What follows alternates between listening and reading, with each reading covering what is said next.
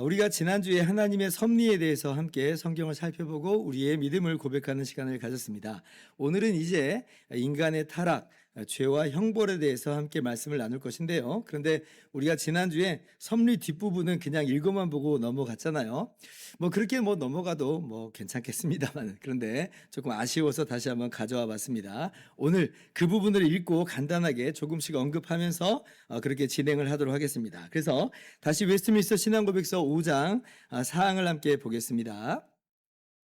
자, 하나님의 전능하신 능력, 측량할 수 없는 지혜, 그리고 무한한 선하심은 그분의 섭리에서 아주 명백하게 드러나서 이 섭리는 심지어 첫 번째 타락에까지 그리고 천사들과 사람들의 다른 모든 죄에까지 이른다. 그런데 이것은 단순한 허용에 의한 것이 아니라 허용과 함께 그분의 거룩한 목적에 일치하도록 여러 가지 경륜으로 그 죄들을 지극히 지혜롭고 강력하게 제한하시거나 아니면 이것들을 질서 있게 정하시고 통치하시는 방식에 의한 것이다. 여러분 같이요.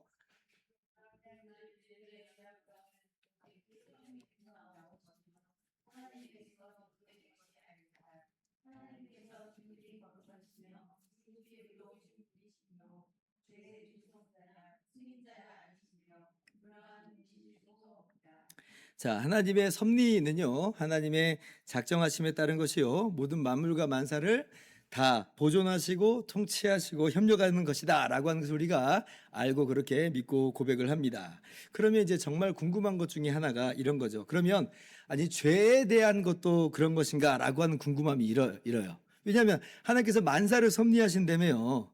그러면 죄도 하나님의 섭리하에서 이루어지는 건가요? 예를 들면 아담의 타락도 하나님의 섭리하에서 이루어지는 것인가요? 어떻습니까? 막 좀 주저함이 듭니까? 그런 것 같은데 그렇다고 말하면 뭔가 죄 짓는 것 같고 막 그렇습니까? 여러분 자신 있게 이야기를 하실 수 있어야 돼요. 그렇다라고 고백하는 것이 우리 신앙 고백의 내용입니다. 둘째 줄 보세요. 이 섭리는 심지어 첫 번째 타락에까지 그리고 천사들과 사람들의 다른 모든 죄까지 이른다. 죄도 하나님의 섭리하에서 이루어지는 것이다 라고 하는 것을 우리는 성경적으로 고백하는 사람들이다 라고 하는 거예요. 여러분 논리적으로 한번 생각을 해보세요. 인간의 자유로운 의사와 선택과 행동도 이 협력이라고 하는 하나님의 섭리하에서 이루어지는 것이 분명할진데, 그렇다면 그 인간의 자유로운 의사와 행동 중에 하나의 선악과를 따먹은 행동, 이것도 마찬가지로 하나님의 섭리하에서 이루어지는 것이다 라고 하는 게 너무나 당연한 이야기인 것입니다. 그러니까 죄를 짓는 것도 마찬가지로 하나님의 섭리하에서 이루어지는 것이다 하는 것이에요. 자, 그러나 우리가 오해해서는 안 된다라고 했습니다. 그렇다고 해서 그것이 그러면 하나님이 죄의 조성자가 되시는 거냐, 죄의 승인자가 되는 것이냐라고 할 때 그렇지 않다라고 하는 것을 우리가 지금까지 배워온 것이에요. 제1원인과 제2원인 여러분 기억하시죠? 그러니까 그걸 우리가 잊으면 안 되는 것이에요. 그러니까 분명히 만사는 제1원인이신 하나님의 섭리하에서 이루어지는 것입니다. 그런데 인간과 같이 인격적이고 자유로운 존재로 만들어진 이 피조물의 경우에는 그 책임이 어디까지 누구에게로 돌려진다고 그랬어요? 제1원인에게 돌려져요? 아닌 거예요. 그 죄의 책임은 제2원인인 인간에게 돌려지는 것입니다. 왜냐하면 인간은 그 어떤 강제나 강요로 이러한 일을 이루는 것이 아니라 어디까지나 자신의 스스로의 원함에 따라서 죄를 짓고 있는 거거든요. 성경은 그래서 분명히 말씀하시죠. 야고보서 1장 13절 14절 사람이 시험을 받을 때에 내가 하나님께 시험을 받는다 하지 말지니 하나님은 악에게 시험을 받지도 아니하시고 친히 아무도 시험하지 아니하시느니라. 14절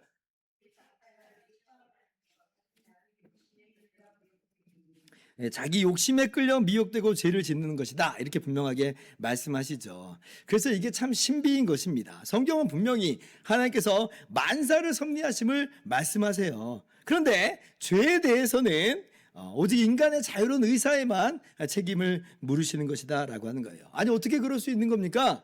우리가 구체적으로 그 메커니즘을 알 수는 없다라고 했습니다. 그런데 성경이 그 둘 다를 다 함께 이야기하고 있거든요. 그러니까 우리는 성경에서 말하는 그 두 가지를 전부 다 받아 믿는 것이에요. 하나님께서 만물과 만사를 인간까지도 그렇게 섭리하신 것임을 믿으면서, 그런데 죄에 대해서는 그 책임이 인간의 자유로운 의사에만 있다라고 하는 것도 성경적으로 우리는 믿는 사람들이다라고 하는 것이에요. 그래서 우리가 섭리를 말한다고 할 때 하나님께서 마치 무슨 죄를 조성하시거나 죄를 승인하는 것이 아니라고 하는 것을 우리 신앙 고백대로 성경의 말씀대로 그렇게 고백할 수 있기를 바랍니다. 그래서 우리 제일 마지막 문장에 그렇게 오해하지 말라고 다시 한번 분명하게 이야기해 두죠. 그러나 그 죄들의 죄악성은 오직 피조물에게서 나온 것이며 하나님에게서 비롯된 것이 아니다. 하나님께서 지극히 거룩하시며 지극히 의로우신 분이시므로 죄의 조성자나 승인자가 아니시며 그러한 분이실 수도 없다. 그죠? 그래서 이제 이러한 하나님의 섭리를 좀 그래도 죄의 조성자가 승인자가 아니라고 하는 측면에서 좀 구별해서 이제 어떤 단어를 쓰냐면 허용이라고 하는 그런 단어를 씁니다. 그러니까 작정에 있어서도 허용적 작정 그렇게 이야기를 한 것처럼 섭리에 있어서도 이 죄에 대한 그런 부분에 있어서는 허용적 섭리다 이제 그렇게 이 말씀을 해요. 뭐 허용이라고 하니까 하나님께서 뭐 어쩔 수 없이 일어나게 하신다 뭐 그런 뜻 아닙니다. 하나님의 분명한 섭리예요. 그런데 악을 기뻐하시는 것이 아니다라고 하는 그런 측면에서 허용이다, 허용적 섭리다 그렇게 이야기를 하는 것이에요. 자, 그러면 아니 하나님께서 왜 그렇게 섭리하시는가 이렇게 묻고 싶어요. 뭐 그렇게 책임 소재를 따져 묻고 싶은 게 아니라 책임 소재는 제2 원인한테 있다고 했으니까 그러면 그 목적이 뭐냐라고 하는 거예요. 왜 그렇게 섭리하시는가? 무슨 목적이 있으신가? 예를 들면 아담과 하와가 선악과를 따먹을 때 하나님께서 뭐 이럴 수 있잖아요. stop! 하면서 막 막으실 수 있으셨을 텐데 하나님 그렇게 하시지 않고 그 허용적 섭리 안에서 그냥 아담과 하와로 하여금 따먹게 하셨단 말이에요. 왜 그러셨을까? 우리가 여기에 대해서 뭐 그 깊으신 뜻을 그 지혜를 그 깊이와 그 너비를 다 알지는 못하지만 이러한 이제 죄를 허용하신 하나님의 목적에 대해서 우리가 이어지는 5항만큼은 이야기할 수 있겠습니다. 자, 5항 자 봅시다. 지극히 지혜로우시고 의로우시고 은혜로우신 하나님께서 종종 그분 자신의 자녀들을 다양한 유혹과 마음의 부패에 얼마 동안 그대로 두신다. 이것은 이전에 범한 죄 때문에 이들을 징계하시기 위한 것이거나 이들의 마음의 부패와 거짓 때문에 숨은 힘을 이들이 발견하도록 하시어 이들이 겸비하도록 하기 위함이다. 그리고 이들이 도움을 바라며 하나님을 더 가까이 그리고 끊임없이 의지하도록 이들을 자라게 하시기 위함이다. 여러분 읽습니다.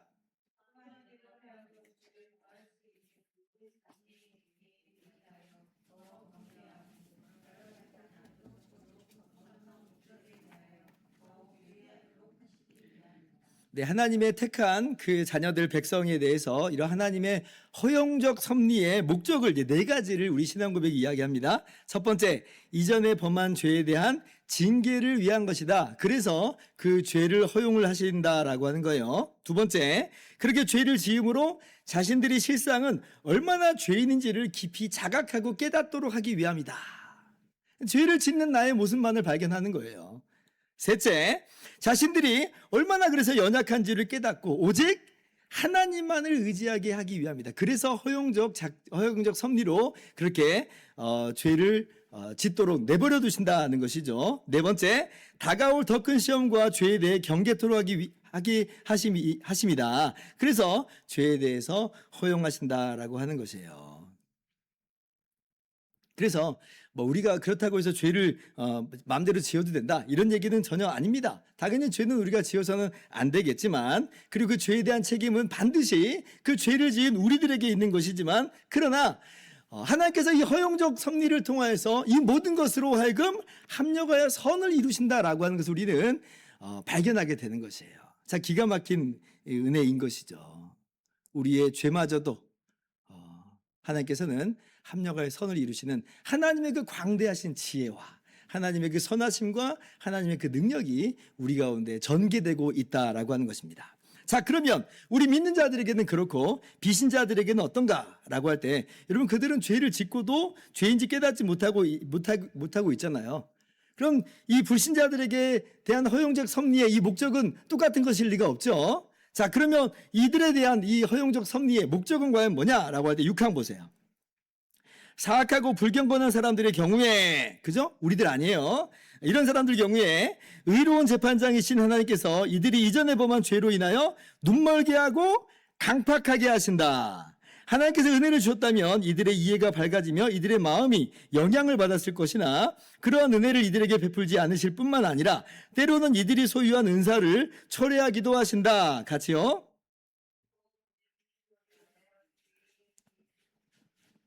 기회로 삼는 것들에 이들을 아울러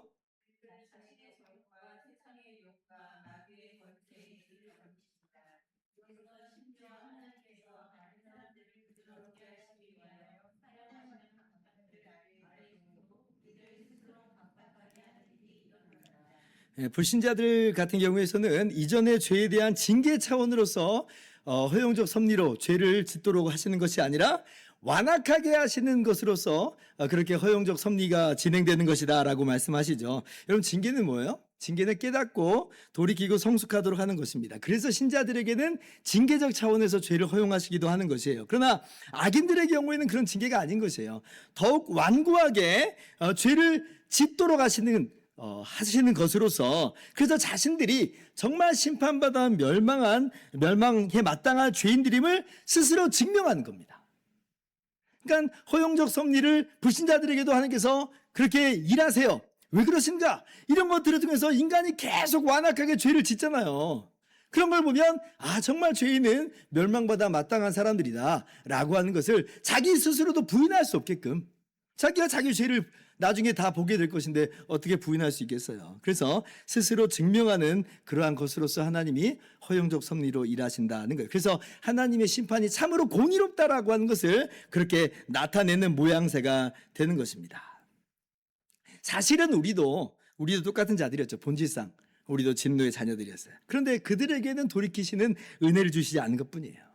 우리에게는 돌이키시는 그런 은혜를 우리 가운데 더하여 주신 것이죠. 그래서 허용적 섭리에서 똑같이 죄가 허용됐는데, 죄를 우리가 지었는데, 그런데 그러한 것들이 우리에게는 도리어 은혜로서 합력하여 선을 이루게 되는 것이고, 그리고 그들에게는 이것이 멸망의 증거로서 나타나게 되는 것이다.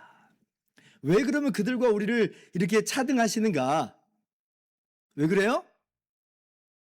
그 이유를 우리는 알지를 못해요. 우리에게 무슨 자격이 있는 거예요? 우리에게 어떤 조건이 있는 거예요? 그런 것이 전혀 아닌 것이죠. 다만 하나님께서 그렇게 하기를 뜻하셨고 그렇게 우리를 기뻐하셨다라고 성경이 말씀하시는 거예요. 그래서 그 정하신 대로 우리를 그렇게 은혜로서 섭리하시는 거다. 그래서 우리에게는 정말 모든 게 다 은혜인 거예요. 똑같은 정말 죄를 지은 죄인인데, 그런데 우리는 이러한 것들이 오히려 합력하여 선을 이룬, 나의 죄를 깨닫고 오직 예수님만을 의지하게 하고 그렇게 해서 생명 가운데 참여하게 되는 그런 것들로 정말 합력하여 선을 이루게 되니 이게 얼마나 기가 막힌 은혜인가. 그래서 우리는 다시 한번 주님을 찬양할 수밖에 없는 것입니다. 그래서 제7항 마지막으로 지난주에 읽고 마쳤었죠. 같이 한번 읽어봅시다. 시작. 하나님의 섭리가 일반적으로 모든 피조물에게 미치고 있는 것처럼 아주 특별한 방식으로 그분의 교회를 돌보며 교회에 유익이 되도록 모든 일을 질서 있게 정하신다. 그래서 로마서 8장 28절을 제가 여러분들과 함께 나눈 것입니다. 우리가 알거니와 하나님을 사랑하는 자 곧 그의 뜻대로 부르심을 입은 자들에게는 모든 것이 합력하여 선을 이루느니라. 그래서 우리가 죄를 짓는 것에도 담대할 수 있다, 그런 의미가 전혀 아닙니다. 하나님이 죄를 미워하시는데 어떻게 하나님의 택함 받은 우리가 그대로 살 수 있겠습니까? 어떻게 머리 대신 예수님께서 거룩하신데 우리가 정말 이렇게 불건건하게 살 수가 있겠습니까? 그러나 우리의 인생 속에서 때때로 정말 연약함과 찌꺼기처럼 남아있는 죄성으로 인해서 우리가 죄로 무너질 때가 있어요. 다시는 일어날 수 없을 것 같은 그런 무너짐이 있기도 합니다. 그러나 우리가 분명히 믿기는 교회인 우리를 향한 하나님의 선하시고 지혜로우신 섭리가 있다. 그래서 우리는 그 가운데서 다시 일어날 수가 있는 것이에요. 회개하면서 일어날 수 있는 은혜는 바로 이러한 하나님의 교회를 향한 특별하신 은혜의 섭리가 이 하나님의 허용하시는 그 섭리 안에서 함께 작동하고 있기 때문에 그렇습니다. 또 때로는 삶의 어려움이, 시련이, 실패가 있다고 할지라도 여러분, 우리가 또 낙심하지 않죠. 왜냐하면 그 모든 것들도 마찬가지로 하나님께서 합력할 선을 이루시는 하나님의 그 은혜로우신 섭리 안에 우리 가운데 이루어지는 것이기 때문에 우리는 인내하면서 나아갈 수가 있는 것입니다. 그래서 우리가 이러한 하나님의 섭리하에 있음을 기억하면서 항상 또 승리하시는 삶을 살아가시는 저와 여러분 될 수 있기를 주님의 이름으로 축원합니다. 자, 이 정도로 이제 섭리는 마치도록 하고요. 이어서 이제 6장으로 한번 가봅시다. 제 6장 사람의 타락, 죄 그리고 형벌이에요. 제 1항 봅니다. 여러분 같이 읽어볼까요? 시작.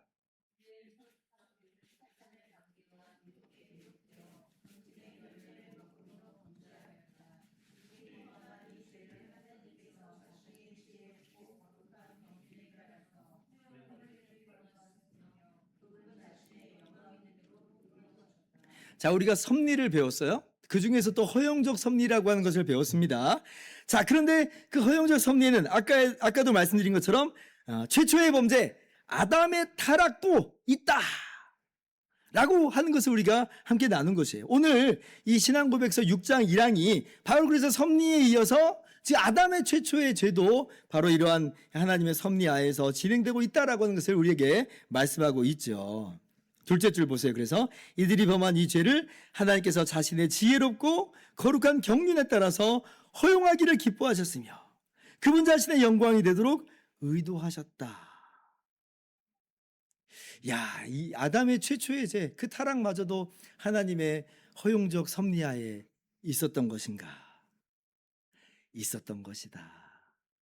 그러니까 참 이것이 너무 신비한 거죠. 그 연관 구절을 우리 신앙고백서는 이제 로마서 11장 32절로 기록하고 있습니다. 근데 저는 이제 그 뒷구절까지 한번 다 가져와 봤어요. 하나님이 모든 사람을 순종하지 아니한 가운데 가두어 두심은 모든 사람에게 긍휼을 베풀려 하심이로다. 33절.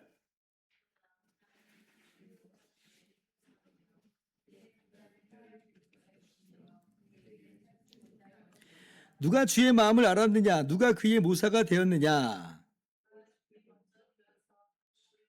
같이요. 이는 만물이 주에게서 나오고 주로 말미암고 주에게로 돌아감이라. 그에게 영광이 세세에 있을지어다. 아멘. 깊도다 하나님의 지혜와 지식의 풍성하며 그의 판단은 헤아리지 못할 것이며 그의 길은 찾지 못할 것이로다. 그러니까 하나님께서 정말 신비로우신 하나님의 그 지혜로 지극히 거룩하심으로 하나님이 일하신 겁니다. 그 허용적 섭리하에서 아담의 타락으로도 그렇게 섭리하신 것이에요. 그리고 그렇게 섭리하신 것이 가장 지혜롭고 가장 거룩하다. 하나님의 영광을 이 목적으로 하고 있다라고 하는 것이에요. 참 우리가 우리의 작은 이해로는 헤아리기 어려운 그런 내용입니다. 왜냐하면 아담의 타락이라고 하는 게 보통 일이 아니잖아요. 그로 말미암는 인간의 타락, 범죄, 이 형벌, 모든 저주 이게 정말 만만치 않은 것인데 그런데 성경은 그것마저도 하나님의 깊으신 지혜로서 이루신 것이다는 것이에요. 자, 그래서 정말 이것이 우리가 우리의 작은 머리로 다 헤아리기는 참 너무나 어렵고 신비한 것임을 전제하면서 그래도 이제 한번 설명을 좀 해봅시다. 자, 먼저는 이것이 하나님의 섭리인데 허용적 섭리라고 하는 걸 먼저 꼭 잊지 말아야 되겠습니다. 그죠? 하나님께서 그렇다고 해서 어떤 죄의 조성자라든지 죄의 승인자라든지 그런 내용은 전혀 아니라고 하는 것이에요. 아담은 하와는 어디까지나 자신의 자유의지로 범죄한 거예요.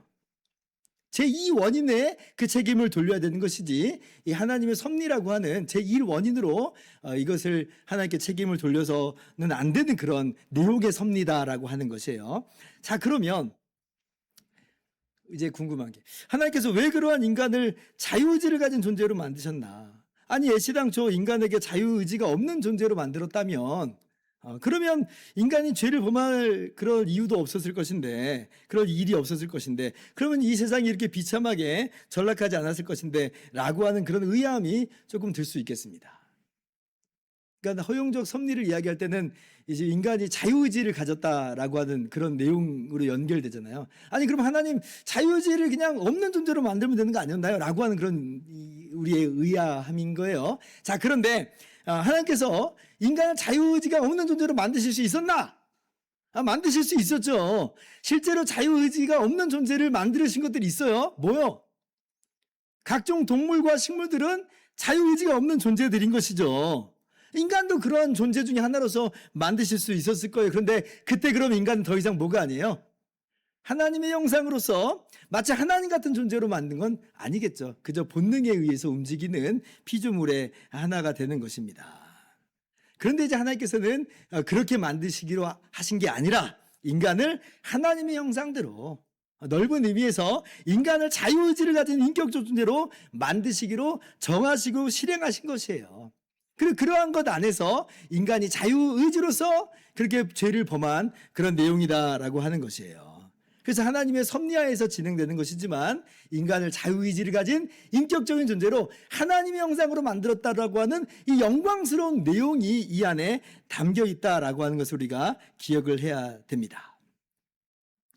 그럼 이제 또 하나 궁금한 건, 아까도 제가 말씀드린 것처럼, 아니 그러면 하나님께서 도중에 좀 말리시기라도 했으면 좋지 않았을까? 그러니까 인간이, 아담이 하와가 선악과를 따먹으려고 할 때에 하나님께서 중간에 스톱! 하면서 멈춰! 막 이렇게 하실 수 있었겠잖아요. 근데 왜 하나님께서 그렇게 안 하셨을까? 참 궁금하죠. 하나님께서 인간을 자유의지를 가진 존재로 만드시고 그 인간의 자유의지를 그렇게 존중하시는 걸까? 네, 아마도 이제 그런 측면도 있으실 것입니다. 근데 우리가 다 알 수는 없는 노릇입니다. 근데 분명한 건 이거예요. 분명한 건 뭐냐면 하나님께서 스톱 하면서 직접적으로 제지는 하지 않으셨을지라도, 그러나 이러한 하나님의 허용적 섭리가 아담의 타락이라고 하는 것조차도 하나님의 영광에 부합한 쪽으로 그렇게 하나님께서 일하시는 것이다 라고 하는 것이에요. 아니 인간의 타락이 어떻게 하나님의 영광이 되는 겁니까? 라고 할 때 우리는 정말 이게 너무나 모순된 것처럼 보이지만, 그러나 정말 성경은 그 모든 것들을 함께 아울러 이야기하고 있는 것이에요. 하나님은 거룩하시고 하나님은 지극한 지혜 안에서 하나님의 영광 쪽으로 하나님의 섭리를 이루신다라고 하는 거예요. 참 비밀하신 그런 내용인 것이죠. 그래서 여러분, 우리가 이런 하나님의 이 아담의 타락이라고 하는 이 하나님의 허용적 섭리에 있어서 하나님이 너 그냥 그래 먹었다가는 너 어떻게 될 줄 너 한번 당해봐라 라고 하는 식으로 그렇게 일하시지 않았다라고 하는 걸 우리가 알아야 됩니다. 그렇게 해서 너 한번 당해봐라 이런 식으로 한 게 아니에요. 우리가 다 헤아리지 못할 뿐이에요. 그런데 우리가 그렇지 않다라고 하는 걸 분명히 알 수 있는 증거가 뭐냐라고 할 때에, 그 인간을 그렇게 타락하도록 허용을 하셨는데, 근데 그 인간을 구원하시는 하나님의 섭리에 있어서 하나님이 어떻게 구원하시는가라고 할 때, 하나님의 독생자를 아낌없이 내어주시기까지 하시는 구원의 섭리로 구원하십니다. 독생자께서 아낌없이 십자가에서 물과 피를 다 쏟으시는 그러한 구원의 섭리로서 그 타락한 인간을 구원해내시는 거예요. 그래서 하나님께서 아담의 죄를 허용하시는 이 섭리가 아주 가벼운 처사와도 같이 그냥 너 한번 당해봐라, 너 어떤 꼴 당할지 한번 겪어봐야 아는 거야, 이런 식의 내용은 아닌 거예요. 왜냐하면 어마어마한 일이 그 뒤에 벌어졌어요. 그 어마어마한 일이 뭐예요? 하나님의 이 놀라운 구원 섭리, 아들을 주시기까지 하시는 그 섭리, 아들께서 대신 물과 피를 아낌없이 십자가에서 다 죽으시는 섭리가 하나님의 허용적 섭리, 죄를 허용하시는 섭리 안에 함께 딸려와 있거든요. 그러니 이것을 어떻게 가볍게 그냥 그렇게 이해할 수 있는가? 가벼운 내용은 전혀 아니라라고 하는 것이에요. 하나님께서 무슨 폭군과도 같이 그냥 하시고 싶은 대로 마음대로 하시는 그런 모양새가 아닙니다. 우리가 다 몰라요. 다 헤아릴 수도 없어요. 그러나 분명한 것은 하나님은 가장 지혜롭고 선하신 거룩하신 섭리로, 주님의 십자가를 보면서 우리가 분명히 확인하게 되는 바니까, 그러한 섭리로서 하나님의 영광을 위해서 그렇게 하셨다라고 하는 것, 이 정도는 우리가 분명히 알 수가 있어야 되겠습니다. 그래서 이제 저 혼자 한번 생각을 해봤어요. 하나님께서 왜 그러면 그렇게 이제 하셨을까? 왜 이러한 섭리로 일하셨을까? 라고 할 때 왜, 그러니까 스톱 이렇게 멈추지 않게 하셨을까라고 할 때, 어쩌면 하나님께서 우리로 하여금 하나님의 아들의 형상을 닮은 정말 하나님의 아들 되게 하시는 그러한 하나님의 일하심의 모습이 아니었겠나, 이런 생각을 해봅니다. 결과를 보고 추측을 하는 거죠. 결국 우리의 이 타락이라고 하는 이 하나님의 허용적 섭리를 보고, 그리고 예수님의 십자가라고 하는 어마어마한 이 구원의 섭리를 보면서 그로 말미암아 어떠한 결과가 우리 가운데 주어졌는가, 이 모든 섭리의 결과로 우리가 하나님의 아들 안에서 하나님의 아들 되게 되는, 아들과 연합하여서 하나님의 아들 되는 놀라운 복을 누리게 됐잖아요. 이게 섭리의 최종적 결과를 우리가 분명히 성경 중에서 알고 있어요.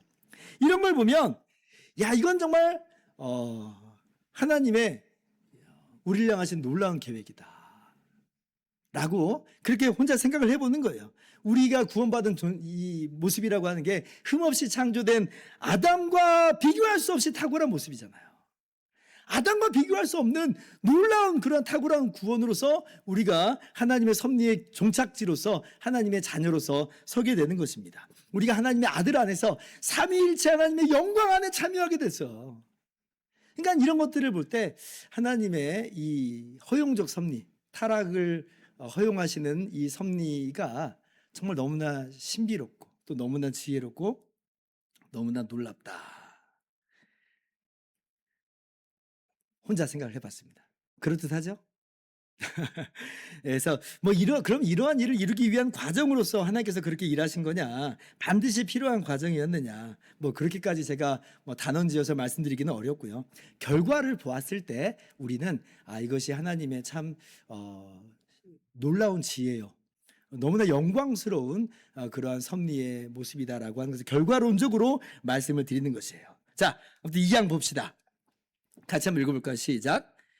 이 죄로 말미암아 이들은 원의와 하나님의 교제에서 떨어졌으며 그리하여서 죄 가운데 죽은 자가 되었고 영혼과 몸의 모든 기능과 부분이 완전히 오염되었다. 자, 그래서 아담과 하와가 타락함으로 말미암아 이제 어떠한 이 결과가 나타나게 됐는가라고 하는 것을 이 2항 말씀이 지금 2항이 우리 가운데 이야기하고 있습니다. 어떻게 결과가 나타났어요? 먼저는 죄를 지었으므로 그 말은 무슨 의미냐면 원의가 상실됐다 이 말입니다. 죄를 지었다라고 하는 말은 원의가 상실됐다는 그 말의 다름 아닌 것이에요. 여러분 원의 기억하시죠? 원의가 뭐라고 그랬어요? 하나님의 형상의 좁은 의미로서 하나님을 아는 지식, 하나님의 뜻에 부합하는 우리의 어떤 능력, 의로운 능력, 하나님께로 구별되어서 하나님과 교제하고 사랑하며 하나님을 기뻐하는 그 거룩, 이것이 바로 지식의 거룩의 모습으로서 원의다 이렇게 말씀을 드렸어요. 그런데 죄를 짓는 순간 이 원의라고 하는 건 다 파괴돼 버린 겁니다. 붕괴돼 버렸어요. 상실됐어요.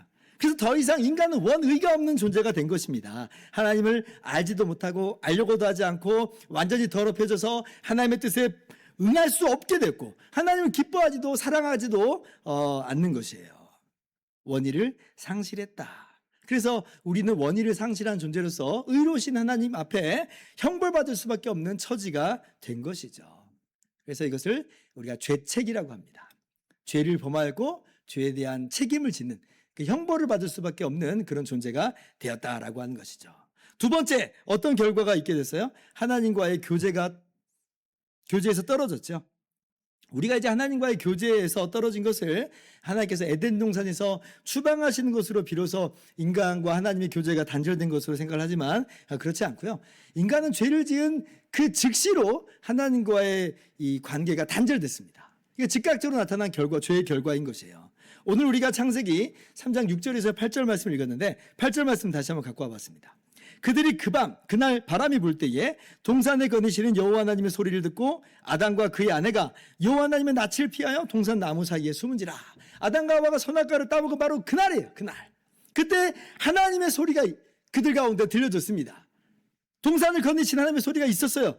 근데 어때요? 전에는 하나님의 동산에서 함께 하나님과 사랑의 교제를 나눴던 그런 거룩한 존재였던 그들이 이제는 그 원의가 상실됐잖아요. 그리고 뭐 하고 있어요? 여호와 하나님의 낯을 피해버려요. 오히려 피하고 숨어버립니다. 그러니까 이미 하나님과의 교제가 깨져버렸다는 것이에요. 우리가 죄를 지었을 때 우리 자신의 심리를 너무 잘 알고 있잖아요. 피하고 싶고 숨고 싶고. 마치 그와 같은 모습이 최초로 이 아담과 하와에게서 나타난 형국입니다. 그러니 하나님이 생명의 근원이시고 만복의 근원이신데 이러한 하나님과의 교제가 단절되게 버렸으니 그러면 그 인생은 어떠한 인생으로 전락하게 됐는가 물어보지 않아도 뻔한 것이에요. 세 번째, 인간은 그 즉시로 죽은 자가 되었습니다. 하나님께서 선악과 명령을 내리실 때 이것을 내가 먹는 날에는 정령 죽으리라 말씀하셨잖아요. 그런데 이제 먹었으니 어때요? 죽음 그 자체의 상태로 전락하게 된 것이에요. 이것을 영적인 죽음이다, 영혼의 죽음이다 그렇게 이야기합니다. 다른 표현으로는 하나님과의 관계가 단절되었다라고 표현도 하는 것이고요. 그리고 실제적으로 그렇게 해서 영혼이 죽었다라고 그렇게 이야기를 하는 것이에요. 우리 인간이 지금 이 땅에서 살아가는 동안 그냥 먹고 마시면서 잘 살고 있으니까 살았다, 산자다 이렇게 말하지만 그러나 영적인 관점에서 보면 하나님의 관점에서 보면 죽은 자입니다. 우린 이미 죽은 자예요. 에베소서 2장 1절 분명히 말씀하죠. 그는 허물과 죄로 죽었던 너희를 살리셨도다. 죽었다라고 하는 거예요. 지금 에베소 교회 교인들에게 편지하는 거잖아요. 에베소 교회 과거에 대해서 이야기하는데 에베소 교회 교인들이 예수 안 믿고 있을 때 먹고 마시고 아주 그냥 그렇게 살고 있었어요. 그런데 바울 사도께서 뭐라고 말해요? 죽었었다. 허물과 죄로 죽었다 이렇게 말하죠. 뭐가 죽은 거예요? 영적인 죽음이라는 거예요. 영혼이 죽었다는 겁니다. 하나님과의 관계가 단절된 영적인 사망 상태다. 하나님께서 금하신 열매를 먹는 것으로 바로 이런 영적인 죽음이 찾아왔어요. 영혼이 죽은 것이에요.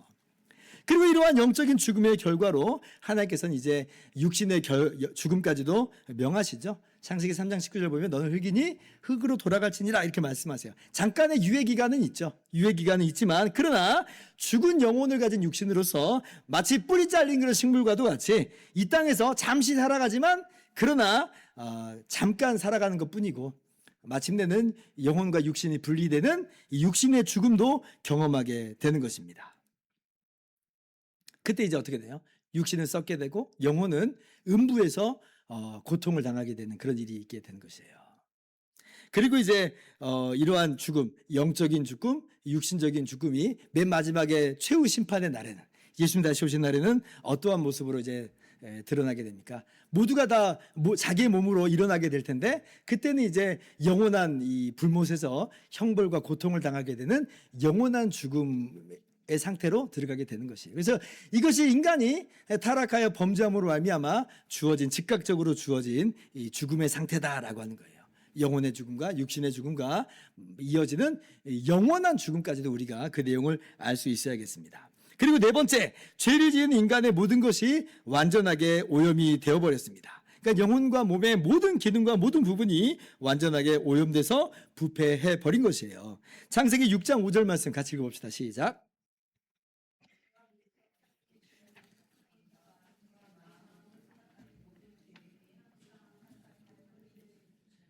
노아 시대 때 이 인간의 모습을 지금 성경이 이야기해주고 있죠. 근데 보니까 그 마음과 생각이 그 계획이 악으로 완전히 물들어져 있다는 것이에요. 아담의 죄가 비단 행실의 죄만으로 끝났다라고 하는 것이 아니라 마음과 생각이 다 죄로 인해서 오염되고 부패해 버렸다는 것입니다.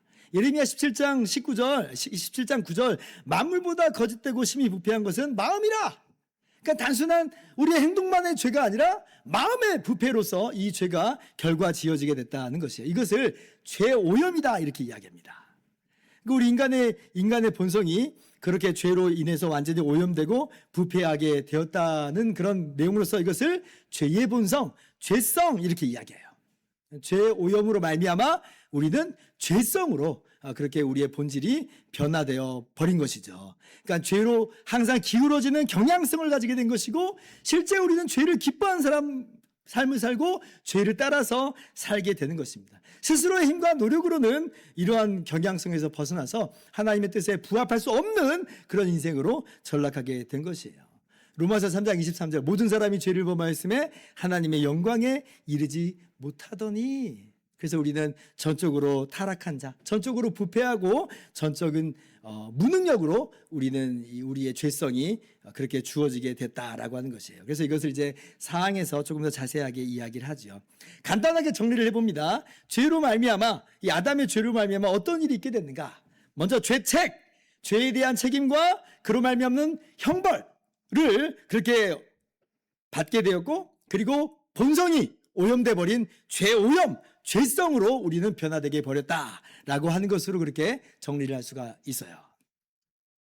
자, 그러면 뭐 아담과 하와만 그런 일을 겪은 겁니까? 우리하고는 상관없는 것입니까? 라고 할 때 성경은 그렇게 말하고 있지 않죠. 자, 3항 봅시다. 같이 한번 읽어볼까요? 시작.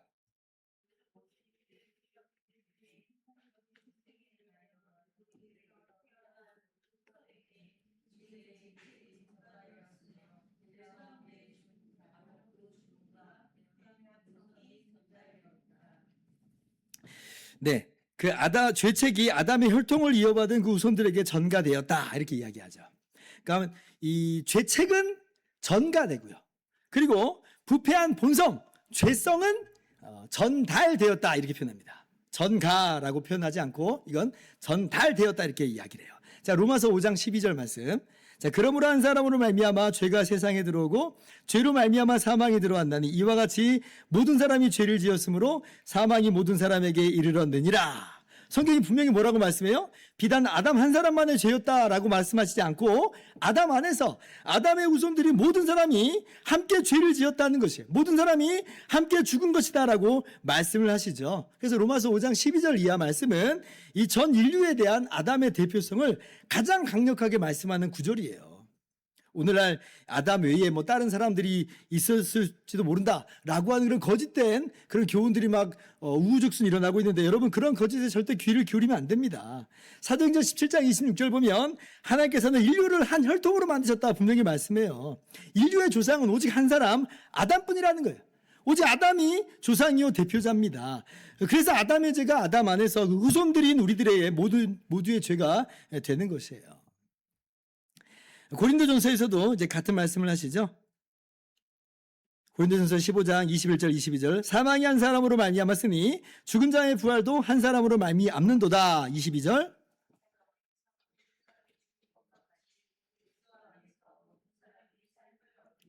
자, 아담 안에서 모든 사람이 죽은 자가 되었다.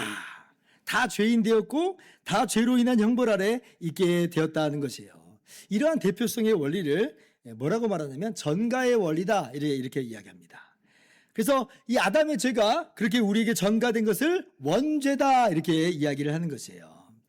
많은 사람들이 원죄에 대해서 불만을 갖죠. 아니 내가 지은 죄도 아닌데 왜 아담이 지은 죄로 내가 그렇게 죄인 되는 것이며 왜 내가 그렇게 죄의 형벌을 받아야 되는 것이냐 불만들이 좀 많아요. 그런데 우리가 거기에 대해서 알아야 될 건 뭐냐면 하나님께서 이러한 대표성의 원리를 동일하게 구원의 원리로서도 그렇게 사용하신다는 것이에요. 아까 고린도전서 15장 22절 뭐라고 말씀해요? 그리스도 안에서 모든 사람이 삶을 얻으리라 말씀하잖아요. 로마서 5장 12절 이하에서도 똑같은 말씀을 하세요. 그리스도 안에 있는 사람도요. 그가 행한 것이 아님에도 불구하고 오직 예수 그리스도의 십자가 순종으로 거저 의롭다함을 받는 거예요. 예수님이 대표가 되시고 예수님의 의로 우리가 전가되어서 의롭다 하는 존재로서 나타나게 되는 것이죠. 로마서 5장 18절 19절만 가져왔습니다. 교도할게요. 그런즉 한 범죄로 많은 사람이 정죄에 이른 것 같이 한 의로운 행위로 말미암아 많은 사람이 의롭다 하심을 받아 생명에 이르렀느니라.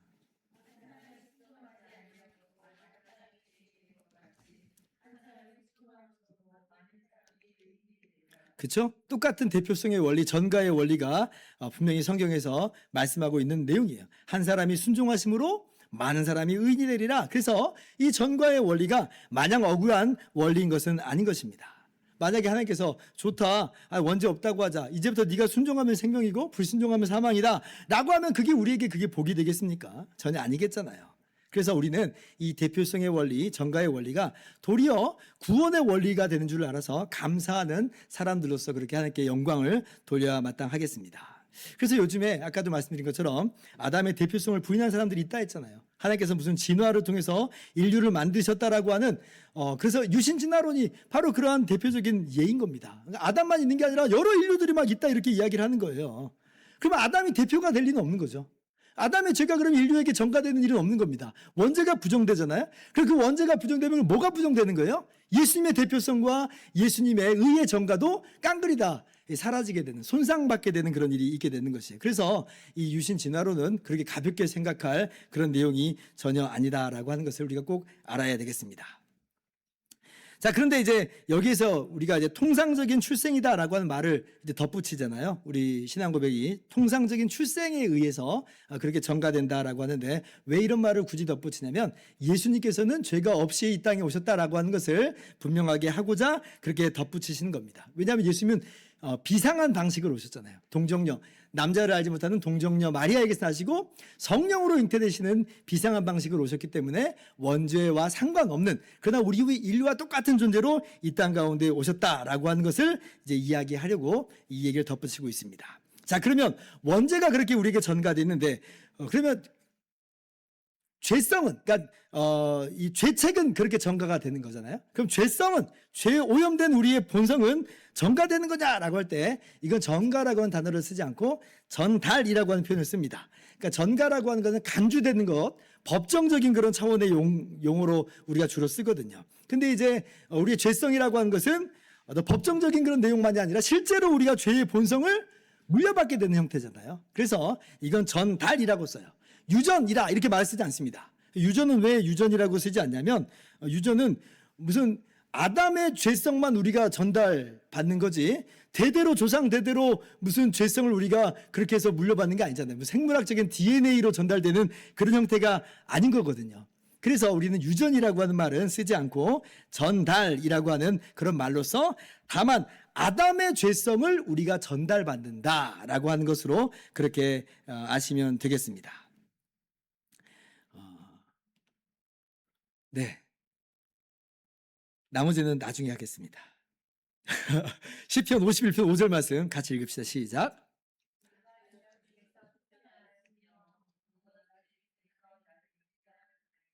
네, 우리가 그렇게 죄가 아담의 죄가 전가되었고 또 아담의 죄성이 우리 가운데 전달되었다고 하는 것을 그렇게 알면서 이제 마무리를 짓도록 하겠습니다. 자, 우리가 하나님의 섭리와 아담의 타락이라고 하는 그런 제목으로 여러분들과 말씀을 나눴어요. 하나님의 섭리에 아담의 타락까지 들어가 있다고 하는 게 이게 너무나 참 신비한 내용이죠. 우리가 다 헤아릴 수 없는 그런 비밀한 내용이라고 했습니다. 그러나 우리는 그 결과까지도 분명히 알고 있다 하였어요. 그 지극하신 하나님의 지혜와 거룩하심으로 그 선하심으로 하나님께서는 예수 그리스도 안에서 우리를 하나님의 아들 되게 하시는 그 섭리로서 마침내 하나님의 영광을 그렇게 드러내셨다라고 하는 것이에요. 그래서 우리는 하나님의 지혜를 찬양하지 않을 수가 없고 하나님께 영광 돌리지 않을 수가 없는 것입니다.